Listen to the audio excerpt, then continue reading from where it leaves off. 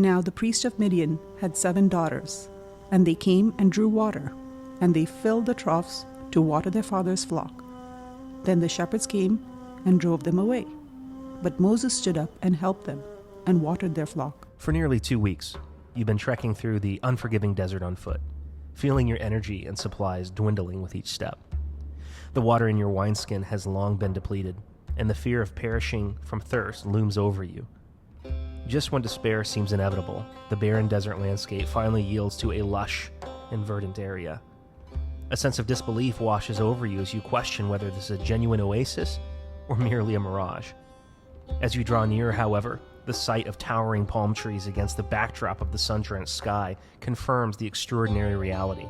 Finally, you've arrived at some city out in the wilderness. Feeling the dryness in your throat and the prickling sensation of thirst, you carefully survey the area, looking for a potential source of hydration. Finally, your eyes catch a glimmer in the distance, and you realize that you've just spotted a well. With a renewed burst of energy, you press forward, each step propelling you closer to the promise of cool, replenishing water that awaits you. No sooner do you arrive and decide to sit down to take the load off, you hear the sound of sheep in the distance and the chatter of women. You haven't seen people in days, and the last thing you wanted was to be discovered for who you are. But you figure, what's there to lose? You're in the middle of nowhere, and no one here may know your past. So, with the sheep all around you, perhaps as thirsty as you are, you decide not to complain. As you take notice of the 7 ladies filling up the troughs for the sheep, suddenly another group of shepherds come out of nowhere, demanding their rights for the well. Never mind that they got there last. Never mind that the sheep had already started drinking. These shepherds demand that the ladies pack up and leave the well ASAP. There you are, running from a conflict only to end up in the middle of another. Then they begin to drive the ladies' flocks away, pushing their way through, not waiting their turn. Suddenly, that same sense of justice and the desire to deliver takes over. Forgetting the need to keep a low profile and the exhaustion from your travels, you spring into action, much to the surprise of the mischievous shepherds and the amazement of the female victims.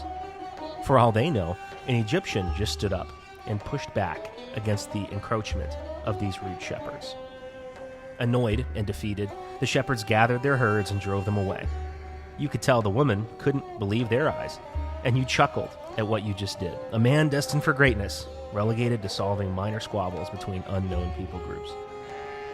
The ladies, grateful for the help you offered, introduced themselves as the daughters of a priest in Midian. As you help them continue to water their sheep, you begin to ask some leading questions, hoping they haven't heard about your name and the crime you committed. Satisfied they were oblivious to your past, you breathed a sigh of relief and resumed your task of heaving the heavy buckets of water. You begin to make mental connections. These women are from the tribe of Midian, who just happened to be Abraham's distant cousin. Then it dawns on you. Your excitement somehow has removed your thirst. Or maybe you had water from another source. Finally, you humbly receive the gratitude of this small group that you've helped, and you say your goodbyes as the women start their journey home. For you, this day turned out to be quite fulfilling. You had genuinely helped someone without any expectation of getting something out of it, any public accolade associated with it. No medal of honor fell into your hands, but in this solitary place, you still see a purpose in your action. As you settle in for yet another night under the stars, the same girls come rushing back. They apologize for not being more hospitable and for not extending an invitation into their father's home. Jethro, they say, would like to meet you. You do not need to stay out in the cold, facing the potential dangers of wild beasts or marauding bands. As the ladies continue talking, you start realizing the irony. Even the rescuer sometimes needs to be rescued. Just like a woman pulled you out of the Nile, another woman pulls you out of the desert. All right, Garrett, Moses is still on the run. Yep, and we've been following him very slowly from Egypt to where we're about ready to find him, right? At the well, there in Midian. In Midian, yep. And I've been waiting for this specific episode for quite some time because we've alluded to this subject a little bit, but we haven't really hit it head on yet. Okay, and what is that? So our title here is Saved by Another Woman, which I think is a really interesting title. It is. Because in the Old Testament, a lot of complaints that people have about some of the Old Testament stories is women don't seem very prominent, and often and it's true, often women aren't even named in some of the biblical stories in the Old Testament. Yeah, but not like Moses' story, because women show up quite a bit in his life story. Oddly enough, and for whatever reason, in Moses' story, women play a very important role. And not just being prominent in the story, but being the kind of the champion of the story. Because if it wasn't for these women, Moses isn't alive. Yeah, it's interesting because they seem to have the savior role a lot in his life story. They do, which is very interesting, and it might even be uncomfortable for some people. But think about it. So, of course, we have Moses' mother, Jochebed, right? Yes, that's right. She births him, which, of course, is always a heroic act for anyone that births a child. Yep, and she hides him. And she hides him. Yeah. And then you have the midwives that save the life of Moses because they're supposed to turn him in immediately. Yeah. Right? And, Shipra and Puah. And Puah, Yeah, right? yeah, Yep. yeah. And we had a little discussion about that a couple episodes back.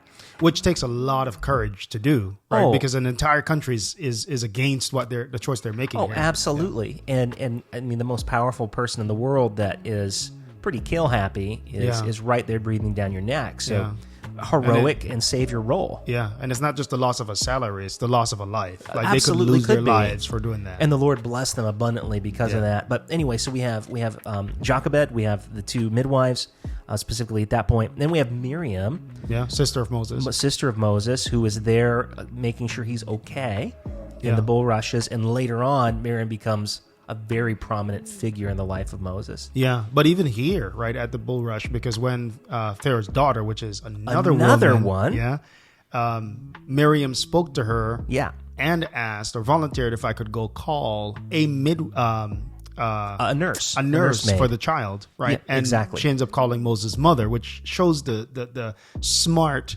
Yeah. and intuitive character of Miriam. Yeah, Absolutely. So again, and then you mentioned the Pharaoh's daughter, the princess of Egypt, right? Yeah. She's there, and she has a hand in saving this Hebrew boy.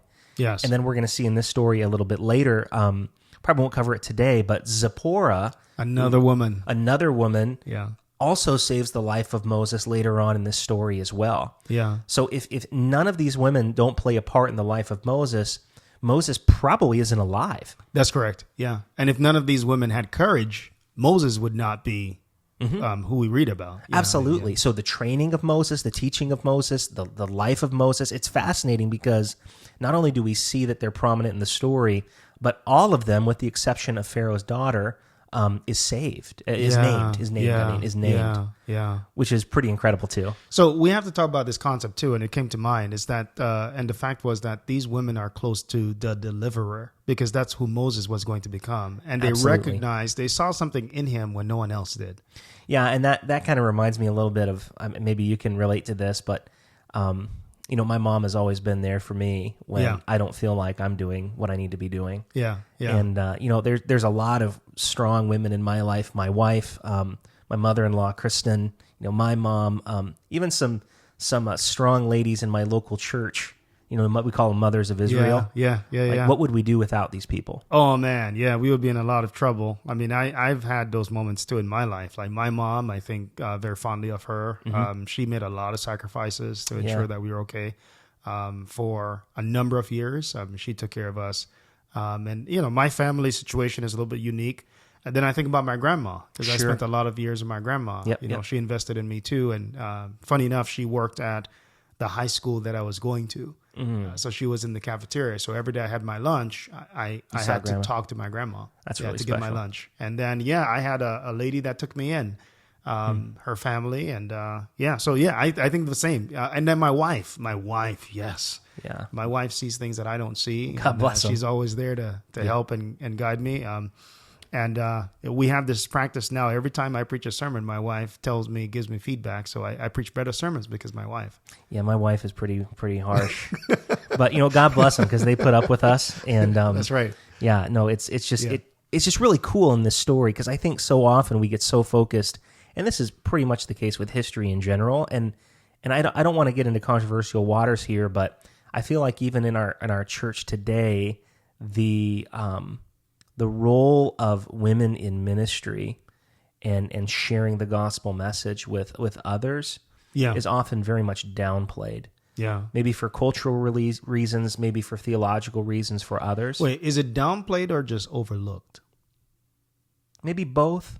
Yeah. I could see that. I could see overlooked too. I mean, we don't have time to get into it today, but we always hear about William Miller, right? One of the founders of the Millerite movement. Yeah. He's named after. I mean, it was named after him, and kind of the starting of the Seventh-day Adventism. There were dozens of women Millerite preachers that their names are pretty much lost to history, with the exception of a few. Yeah. So I don't want to get into any. Well, I think it's a problem of prominence, Sure. And how we look at history, right? And I think part of history that we analyze, we look for great acts of courage. Yep.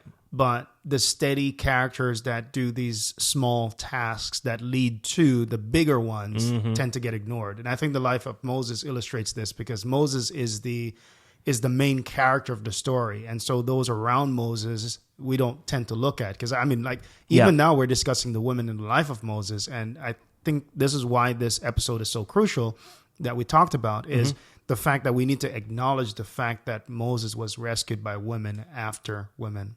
Yeah, that's a good point. Like, we hear a lot about Martin Luther. We do. But do you know how much he leaned on his wife and how much his wife supported him and his theology? I mean, anyway. Yeah, and I think the same. I think Zwingli. His mom played a prominent role in his life too. I mean, many of these guys would not be who they were if it weren't for women. Absolutely. So we don't just want to uplift that today, but I'm sure that many of our listeners are women as well, and maybe you feel like that you've been overlooked, or maybe your gifts have been overlooked. When you share Jesus, keep sharing. Yeah, and I also we should come to this too. This is a good point to make, and that is, even though they might have been overlooked by society, they were never overlooked by God. Absolutely. And that's why they show up in the biblical narrative, because God is always faithful to write all the stories, not just some. And it's interesting because we've drawn comparisons between Moses and Jesus quite a bit, and the Bible does that for us naturally, right? Yeah. There's a big comparison to be made by Moses and Jesus. It's by design. And you see in Christ's life as well the prominence of women too, right? Yeah. Not just his mother and Mary Magdalene and some other people, but when you see him there on the cross, and or on his way to the cross, you see women weeping. Yeah, he stops and talks with them. Something I was thinking about too with that was the fact that Jesus' last memory of someone making a major sacrifice on his behalf was Mary, who anointed him with that expensive ointment. Absolutely. Oil. Yeah. So in Christ's one of his last words on the cross, obviously his last words, it is finished, but take care of my mother. Yeah. Right. That was on his mind. Yeah. So to encourage the women out there, hey, whatever happens, don't let those discouraging thoughts sway you, because God, he knows you, he sees you, and he pays attention to you. Yeah, and and as a pastor, I think this. I have a couple very strong women in my church, and sometimes I'll take them on a visit with someone that's suffering and hurting, and there's something about a woman's just intuition. Yeah, intuition and nurturing, and just a woman's touch. Yeah. As a pastor, I do my best to relate to someone that's suffering, but I bring along a strong woman member. It's just it does something else better. Yeah. Like, it's just God made us for a reason, did this way, and we need both. Yeah, I agree with you. All right, so let's get back to this. Yeah, so let's get to that. So now Moses is in the desert, right? Yep. So he's coming out of the desert, right? He finds a well. Yep. And so he sits down by the well, and what do you know? He sees 7 women coming, leading sheep to be watered. Very common, right? Yeah. Common for sheep to be watered. Very normal. There's another band of shepherds that are there that are waiting to water their sheep too, according to the text. What's interesting, though, is it's very unusual for there to be women shepherds. It's usually males that do this. Yeah. So the fact that there's daughters that are coming to do this it's likely because there's no son in the family to do this job, and so the women are left to do it here. Wow, that's interesting. So Jethro probably didn't have a son. We don't know that for sure, but that's likely tends to likely the case. Got it. So here's a wanted man. Moses is a wanted man. Yep. He's running from Egypt. He finally ends up in Midian. Yep. And I don't know about you, but one of the thoughts that I had here was, if you're wanted, it's going to be very hard for you not to think about yourself. Yeah, you're going to want to slink into the background. Yeah, but Moses steps out. Well, he does. And this is interesting because Exodus chapter 2, I know we've been here for a few weeks now. Yeah. Exodus chapter 2 brings up a few times that Moses stands up for injustice, right? Yeah. He goes a little far with killing the Egyptian. Yeah. But here he's going to see some injustice, and we'll talk about that and read it here in just a second. Yeah, and I think on that we have to say too that you can't solve the problem of injustice by being unjust yourself. Oh man, can you say that again? Yeah, you can't solve the problem of injustice by being unjust yourself. And that was an unjust act on the part of Moses, which God would not approve of. Phenomenal statement. I love that. Quote that, put it on the wall. But anyway, yeah, so let's read it here just so we can get in the narrative. So in here. Exodus 2:17, is that yes, where we Exodus chapter 2. We'll start in 16. Sure, just let's for a go little ahead. context. I'm reading on ESV today. It says, so the priest of Midian had 7 daughters, and they came and drew water and filled the troughs to water their father's flock. Pause. We don't know how big the flock was, probably several hundred. Yeah. But they don't have pumps. They don't have a faucet. This is difficult work. Yeah, this is as real as it gets. Yep, this is real. Kind of reminds me a little bit of what's the Old Testament story? Is it Jacob? Oh, yeah. Right, Yeah. that helps building out. wells Yep, wherever building he went. wells. And, Yep, all that. But anyway, so 17, the shepherds, so that other flock that's there with the male shepherds, right? Yeah. They're waiting.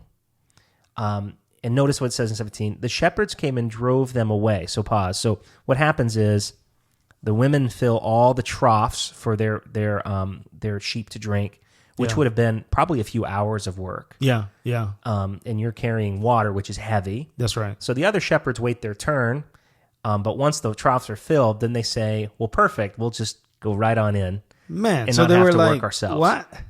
Yeah, exactly. I mean, it's brilliant, right? Yeah. I mean, let's mercy. have these ladies do the work Yeah, for yeah, us, yeah, and yeah. then we'll get in there. Which means then that they were taking advantage of the vulnerable. Oh, absolutely. Yeah. Exactly. Because the women might not have been able to defend themselves against these burly, big shepherd guys out in the... They probably were physically outnumbered. Yeah. Oh, that's crazy. That's awful. Yeah, I mean, it to be expected, right? Yeah. And maybe some of our women listeners are thinking, yep, sounds about right.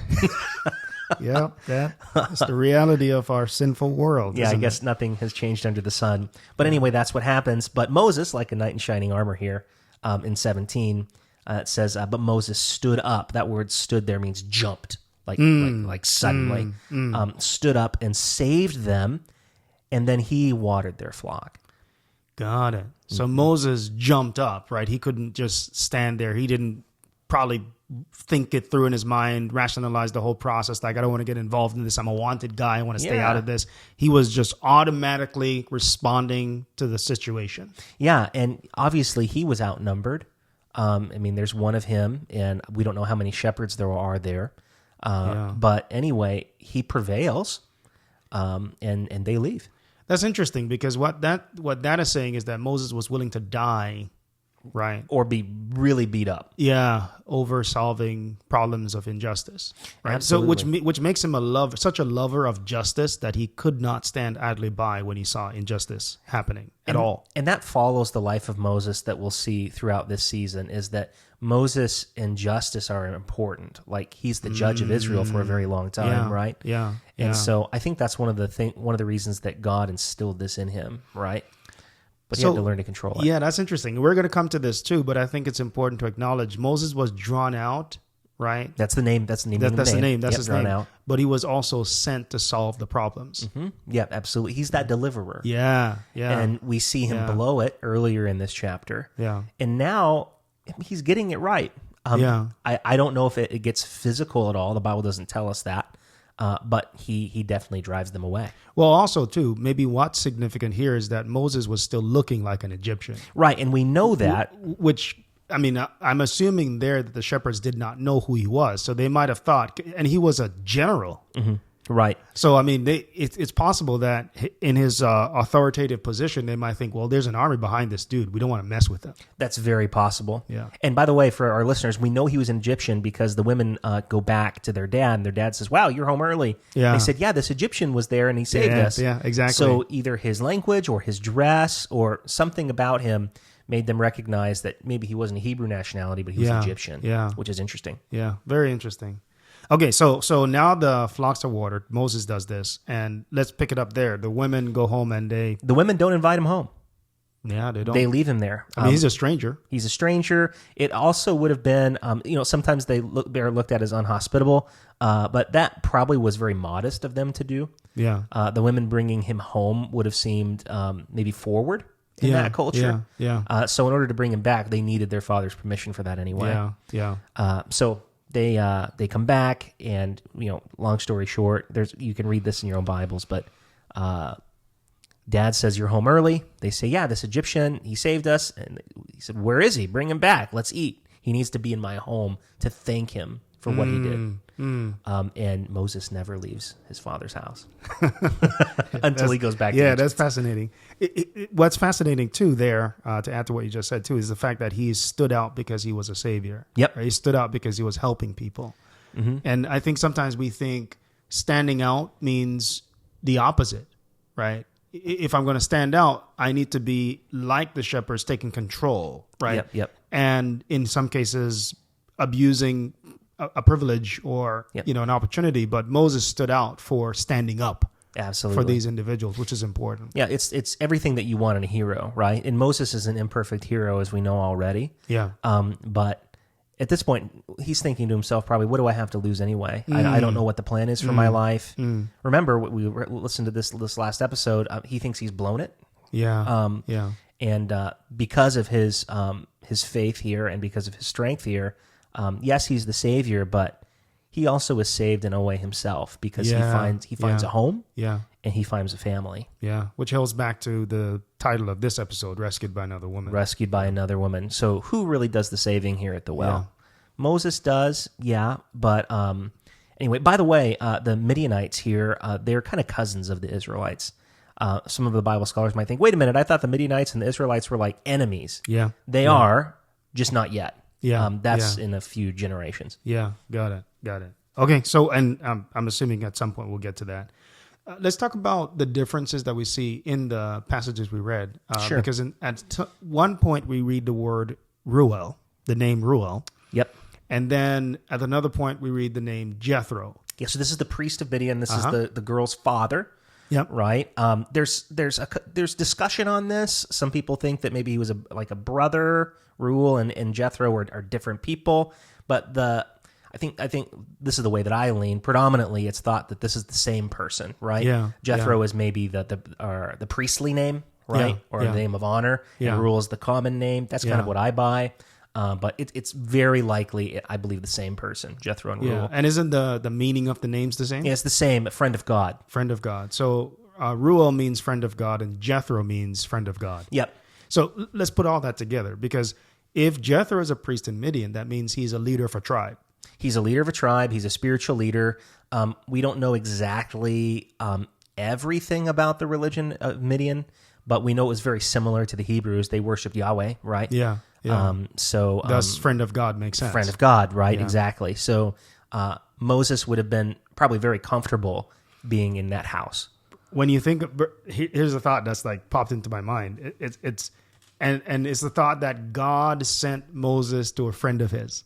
He did, yeah, the friend of God. Yeah, right. Let me send you to my friend's house. Yeah, that's pretty interesting, right? So, which it also illustrates the fact that God did not forsake Moses. He didn't kick him out, even though he took the life of an Egyptian. Yep. God is like, I'm going to still try to work with you on this, but let me send you to my friend's house to help you recover. And let's think about this friend's house, though. Like we talked about in previous episodes, Moses is used to palaces. Moses is used to an occupation that is very much in the spotlight and full of honor. Yeah.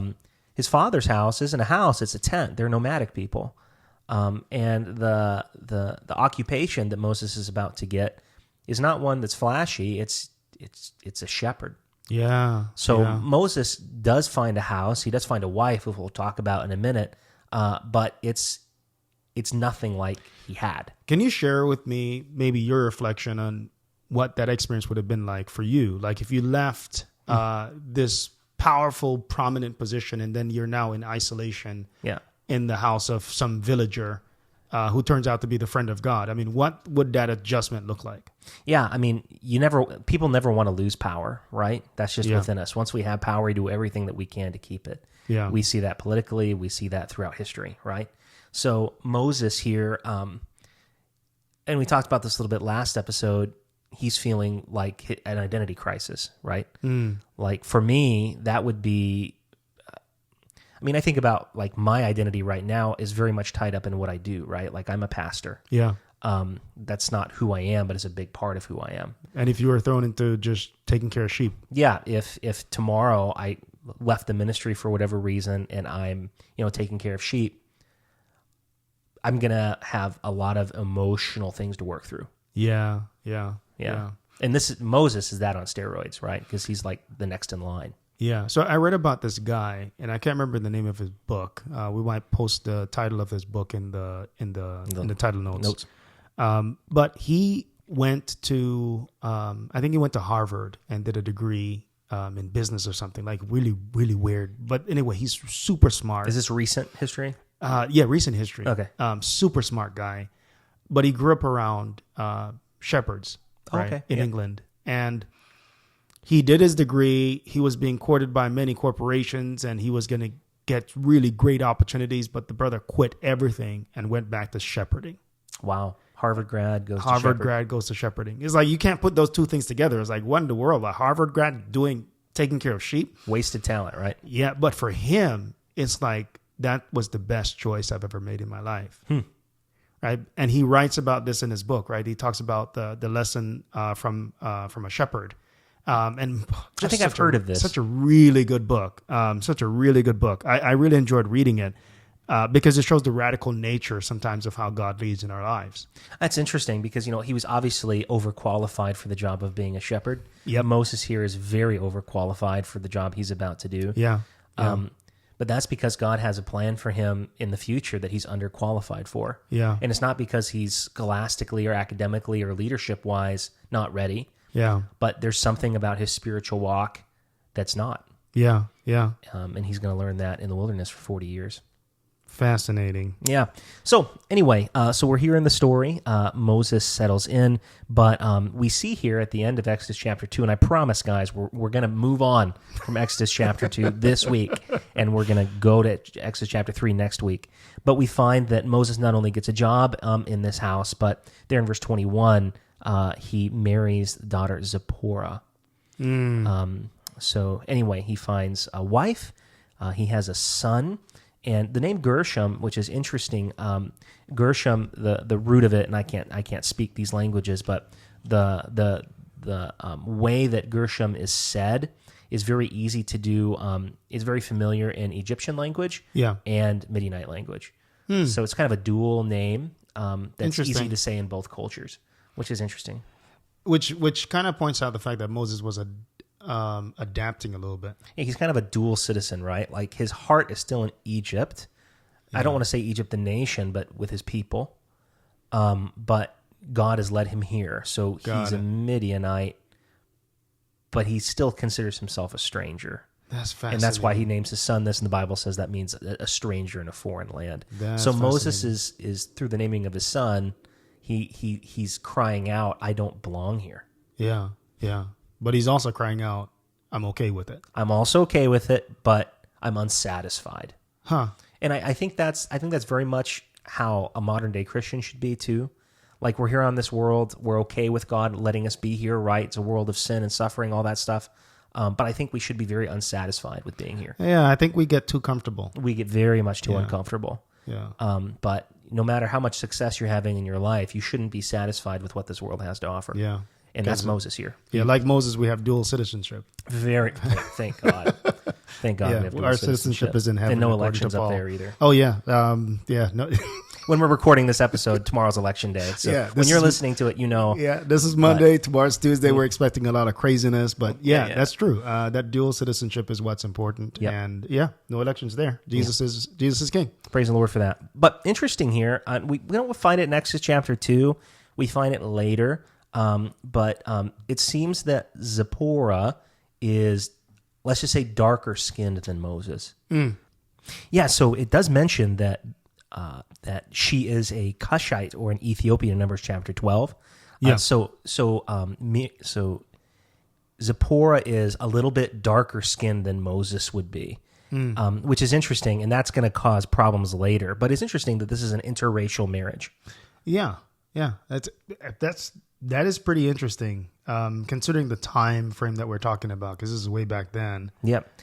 It's also interesting being a pastor. I don't see it as much with young people, but some of the older generation ask me questions about, does the Bible say anything about interracial marriage being wrong?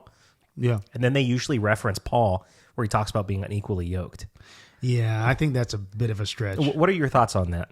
Yeah, I think interracial marriages, there's nothing wrong with that. I mean, as you can see clearly here from Moses' point of view, Moses' story. And I can't imagine God putting races in certain, aspects of certain corners, or put limitations on what relationships can be had. Mm-hmm. Obviously, there are some that are not okay, right? Like, I mean, we won't get into the gay lifestyle, but obviously the trend is clearly set in Genesis, where you have Adam and Eve, Romans, right? Two same genders, thing. exactly. Romans 1. I read an article not so long ago where the author was talking about the Bible actually proving that interracial marriage is wrong. Wow. And he used Acts. I think he used Acts chapter 17. Really? Yeah, where Paul talks about God set the bounds. In fact, can we read it? Is that okay? Yeah, go ahead. And it's not, that's not a new concept. I read a book, and it's I don't recommend it at all. But it's about Southern thought, pro-slavery thought in the Old South in the 1800s. Yeah. And some of the sermons and different theological points that were drawn out of the biblical New Testament and Old Testament too. And it's quite interesting to see some of the bad exegesis that is drawn out of the Bible to prove a point on the subject. So we wanted to address it today. It's a little bit out of topic because this happens in Numbers chapter 12, where there's a story of Miriam and Aaron not being okay with this interracial marriage. Yeah. And I don't know if we have time to go into that story, but anyway, God is upset that they are complaining about it. Correct. But anyway, you found that verse. Yeah, I did. So the author used Acts 17, and the verse was verse 25 through 26. So I'll skip 25 because this is not the point of this episode. But verse 26 says, "And he has made from one blood every nation of men to dwell on all the face of the earth, and has determined their pre-appointed times and the boundaries of their dwellings." So how did he stretch that? Is it the boundaries of their dwellings that he emphasized? Is what he is emphasizing. So the author was emphasizing, and I don't remember his name. We can post the article because it's just it was the hardest thing for me to read. That's so odd. But it's very odd. His rationale was because Acts 17 makes it clear that God sets a boundary. Then one of the boundaries that could be included here, actually, he says, is included here, is interracial relationships. So that was his thought. Was his thought. His thought is like, because you're from a different race, then your boundary is set within your race, so you need to marry within your race. That's a leap, man. That Evel Knievel couldn't make that jump. That's a leap. It's such a big jump. And I mean, I have many friends who are in interracial marriages. Sure, and same. they're doing just fine. Yep. And again, like to me, to marry based on simply the color of your skin, or to that's not. I don't think it's that. I don't think it's that pivotal. And to use the idea of unequally yoked. Yeah, I have that verse pulled up, actually. Go ahead. If Why I don't you could read that it for us? Yeah, 2 Corinthians chapter 6 is that part that's referenced. And it does talk about boundaries in marriage, right? Yeah. And the Bible is clear, like you talked about a minute ago, that there are boundaries when it comes to marriage. Correct. Sexuality being one of them. Mm-hmm. Marriage and then divorce. Divorce adds a whole other set of boundaries as well. Yeah. Maybe we can have an episode on that sometime because that's interesting stuff. Yeah. But 2 Corinthians chapter 6 about this unequally yoked thing, it's very clear. It says in chapter 6, verse 14, "Be you not unequally yoked together with unbelievers." That's very specific. For what fellowship has righteousness with unrighteousness, and what communion has light with darkness? So that verse is pulled completely out of context. That's right. When it's used dealing in with subject. moral issues, it's dealing and not with the color unbelief. of one's skin. Yeah, absolutely. Yep. Yeah. That's definitely what it is. Yeah, interesting. I can't understand why people come to that conclusion. But again, I think part of it stems from the idea of, obviously, if you look back at the racial heritage or the racial discussions, most of it is we want to keep the race pure. Yeah, and you find that in a lot of different nationalities, right? You find that in not just white culture, but you find it in other cultures as well. Yeah, correct.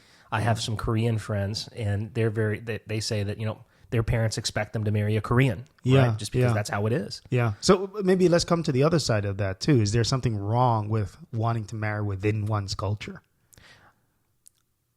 That's a good question. I don't think there is anything wrong with me wanting to marry someone in my own culture, but it was never, for me, I'm talking personally here, it was never like a priority I thought about. Yeah, yeah. You know? I'm with you. It was not like a set commitment you made, like I have to do this and no one else is a fit Exactly. in this picture. Exactly. Yeah, that's interesting. Yeah, I'm from Jamaica and my wife is from Guyana. Yep. And now there's some similarities between our culture, but they are very different as well. Yeah. And yeah, I mean, yeah, there's also a certain narrative in Black culture where people are saying if you're not married to a Black woman, then you're doing a disservice to your culture. And that's interesting. Yeah, it's this all boils down to, people not loving their neighbor as themselves. Yeah. And I think every culture has a bit of that. I think so. We see it highlighted in America in white culture for sure. Yeah. But other cultures have it as well, and it's a crime. Yeah. Well, Yeah. interesting. So, clearly Moses was not afraid of marrying outside of his culture. No. And I guess there's a bit of complication there too, because if Moses were to marry in his culture, which one would he choose? Exactly. I mean, 12 years. Egyptian. He was a Hebrew up until he was 12 years old, and Sure. for close to 40 years, he is in Egypt. Yeah, right. exactly. Should he marry an Egyptian? Like, how do you? Probably not. Yeah, you know what I'm saying. So yeah, if he did, perhaps he would have settled in the palace and settled in Egyptian life. And this is where the unequally yoked thing, the boundary does come into play, because were there any Egyptians that were following God or Yahweh? We don't know. Yeah. But going back to this point too, I think, on this interracial marriage subject, I think it's important to remember that homogamy is really important. I know that's a top shelf word. I'm pretty proud that I used that word, homogamy.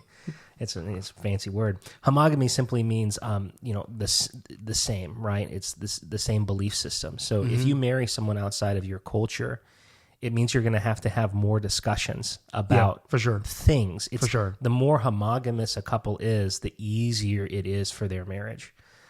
So, for instance, if I grew up in the big city and I marry someone that's from the country, there's going to have to be a discussion about where we're going to live, because that person's used to, a restaurant being 30 seconds down the road, and I'm used to cooking all the time, right? Yeah. So homogamy makes marriage easier, but it doesn't necessarily make it as fulfilling.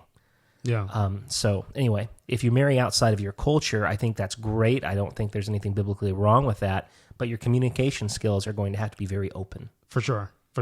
And also, I think there's another area of compromise that has to be made as well, because there are cultural things that you have to get used to. Absolutely. Like, for example, there are cultural norms within my own culture that, these are unique things that my wife had to get used to. Yeah. And the same with her culture. Right.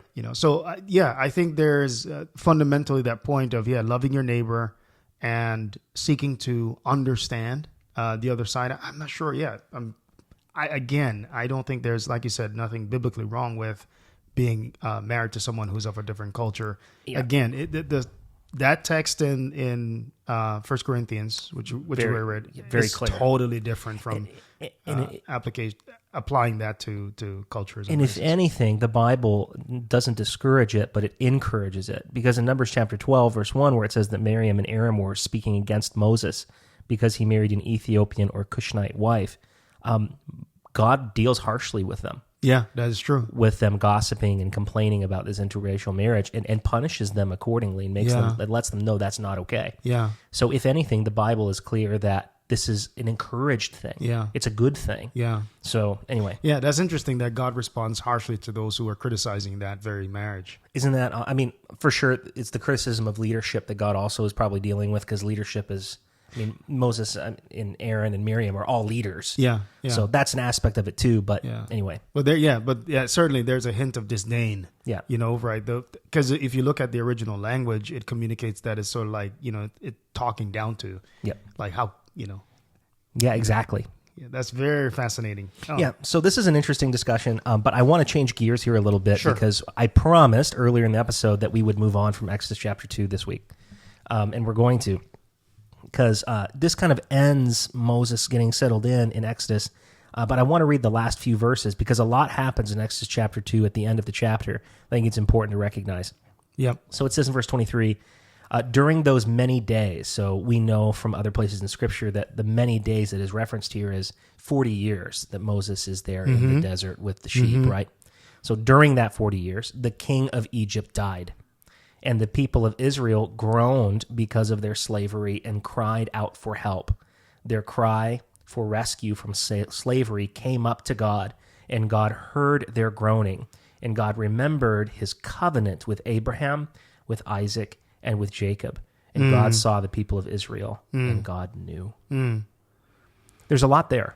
Yeah, certainly. One of the things that I was thinking about was the fact that this was 40 more years for Moses. He's now 80. Yeah, so Moses is 80, 40 years in Egypt, 40 years here And if you- unlearning things. And if you think about the Israelites, because we usually talk about the fact that Moses unlearned a lot in the wilderness, but think about Common. 40 extra years for the Israelites. That's You know? generations, right? Yeah, generations. And the last memory they had, right? Think about it. The last memory they had, at least some, was Moses was trying to do something, and then he just disappeared. Tail between his legs, he's gone. Yeah, he's gone. Yeah. Did they kill him? Did he leave? Yeah. We don't know. It's a grand conspiracy. Yeah, no news.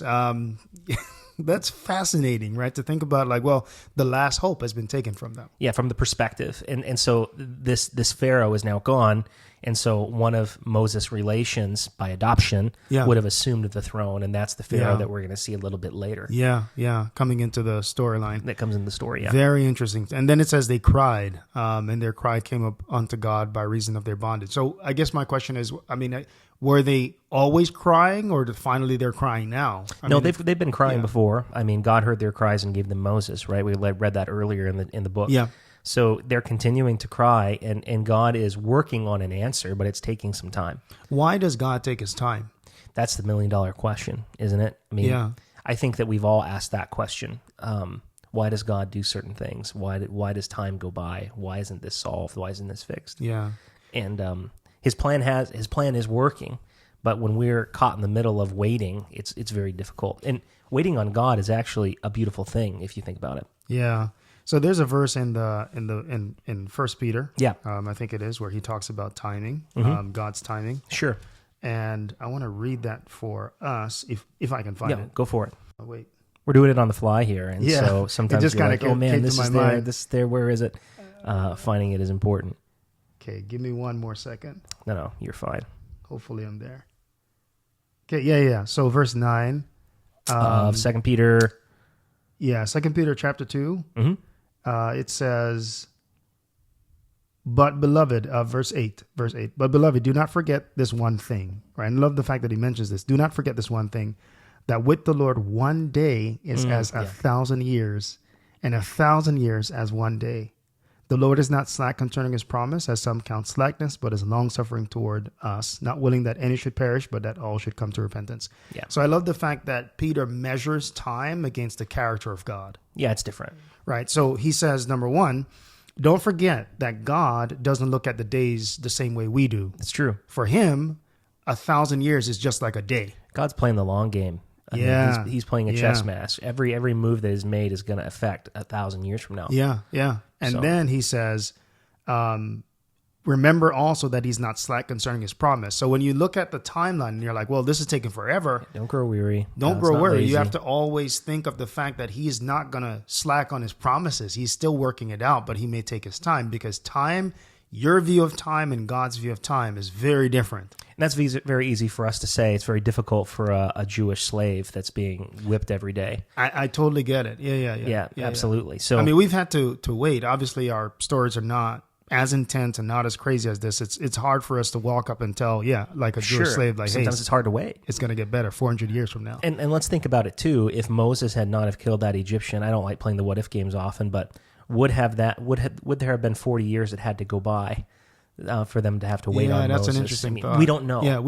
But God works with mankind's wrong decisions too. Yeah. And we often slow down the plan of God Yeah. by our mistakes.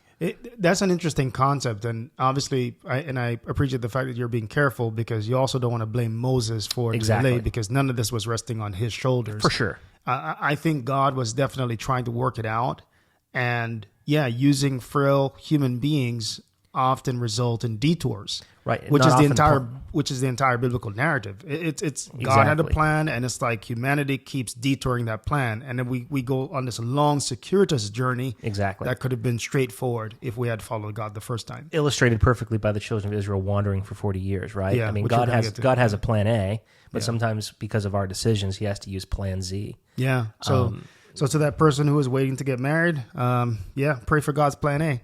And don't because make some- mistakes. Is that what we're saying? No, just kidding. Or it doesn't matter. I guess what I'm saying is, keep in mind that sometimes God takes his time because he has a plan A in mind. Right. And sometimes if we implement our plan B, then plan A is delayed. Exactly. If we ever get back to it. And so that's the point I was making with that. No, and this is good. And so we have the children of Israel, and like you said, from their perspective, they're waiting, and they're having Yeah. children as they're waiting. But I love that it says that God heard. Yeah. And then it says something interesting. We haven't discussed it yet this season. It says that God remembered his covenant that he made with Abraham and the fathers of Israel, right? Abraham, Isaac, and Jacob. Yeah. We probably don't have time to get into the full implication of what this covenant is. But basically, the Bible mentions it way back in Genesis chapter 17, verse 7, if you want to go there. Sure. And this is something that is said throughout the Bible to God's people over and over again, and it's reminiscent of the promise, covenant, agreement, contract, however you want to say it, that God made with Abraham.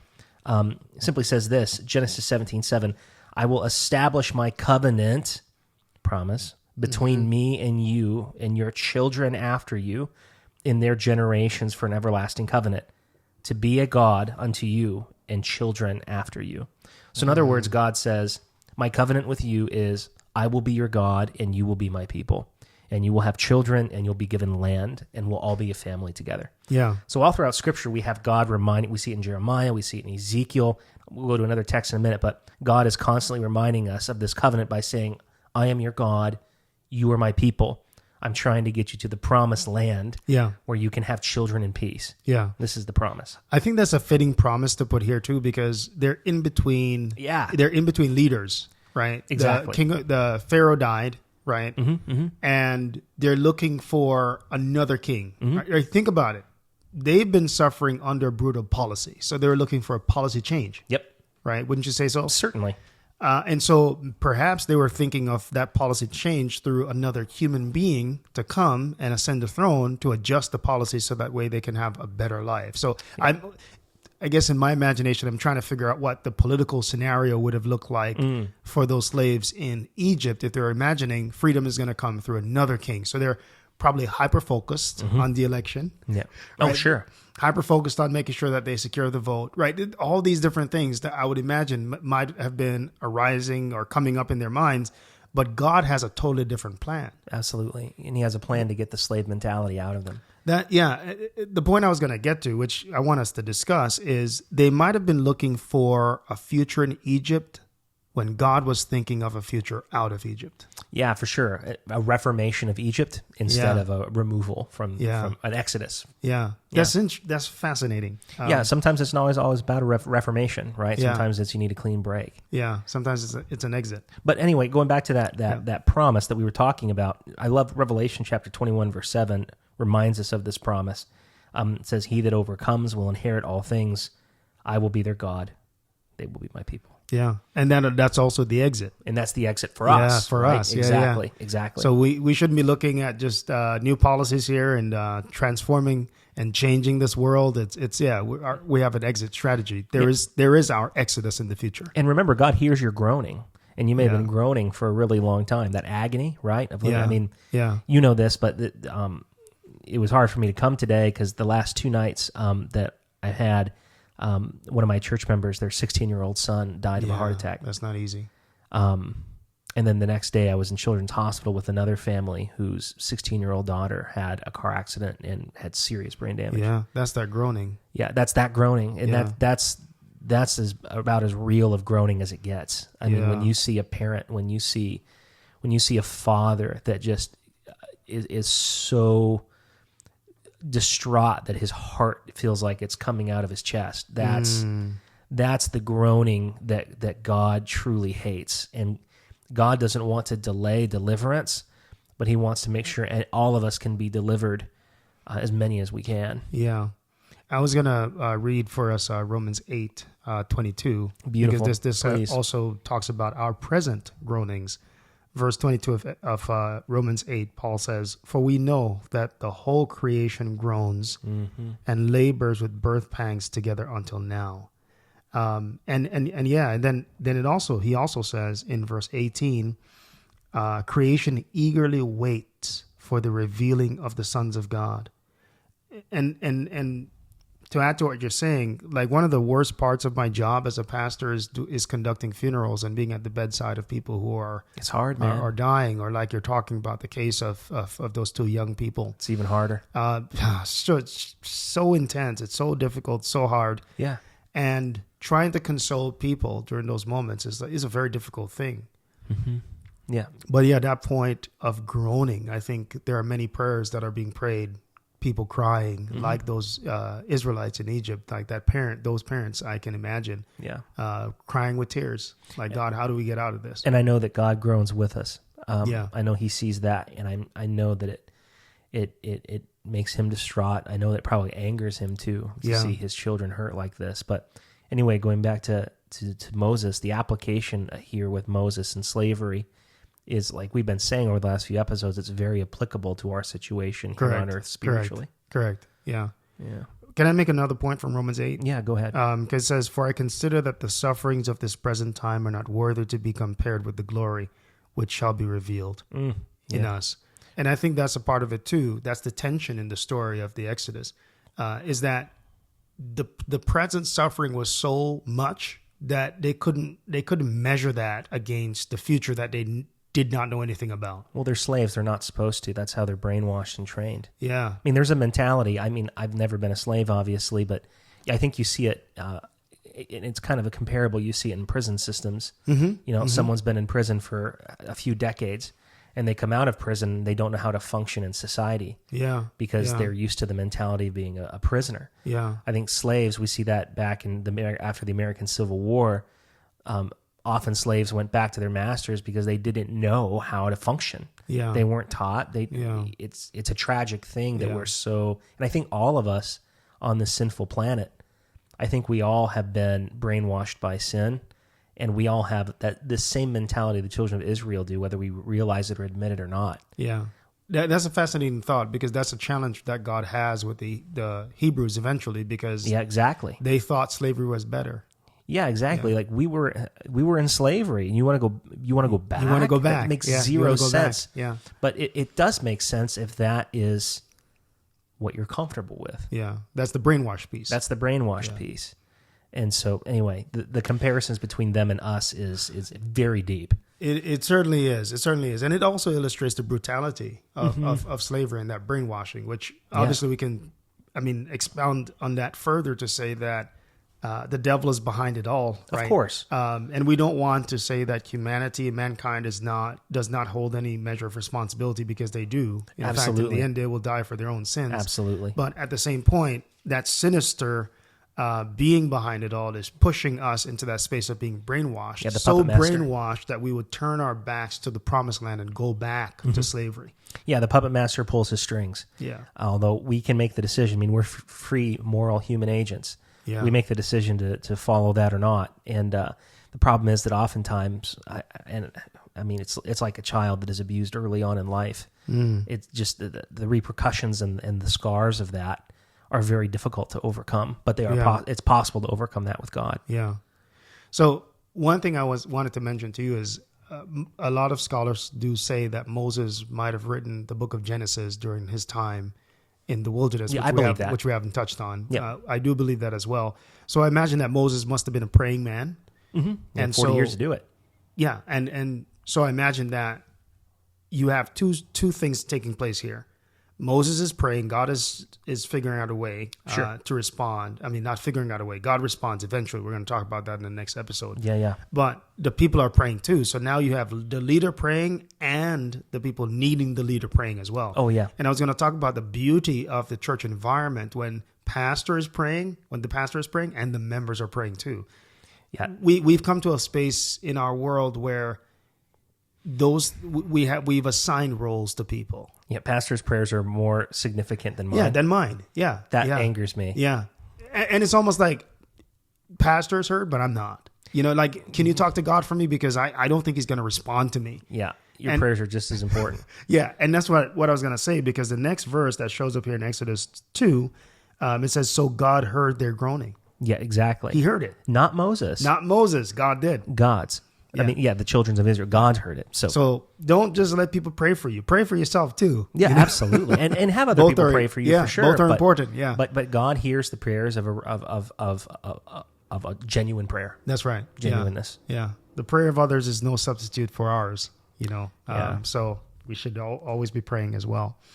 So it says, you mentioned the fact that he remembered the covenant and he looked on them, and I'm sure the story is setting us up for something else that we're going to be talking about in the next episode, which is going to be profound. In next episode, I'm really excited for. Jermaine, we made it. We made it through chapter 2. We did, finally. Man. And Took us long enough. And our listeners can attest to, there's so much in these verses that are often just skimmed over. We did this on purpose. We moved slowly through these verses because they're ones that are often just, gone by quickly. That's right. But we really wanted to do this very pointedly so that you can see the Bible come alive even in the portions that seem insignificant. Yeah, the point that we're trying to make here is that God works just as much in the mundane as he works in the major events that we see in Scripture. Absolutely. Yeah. And the next few chapters are going to be major events. That's right. That's right. And we're pretty excited to go through those with you. Yeah. Well, thank you for listening. Again, I'm Jermaine. I'm Garrett. And this is the Godding Podcast. Thanks for listening. See you in the next one.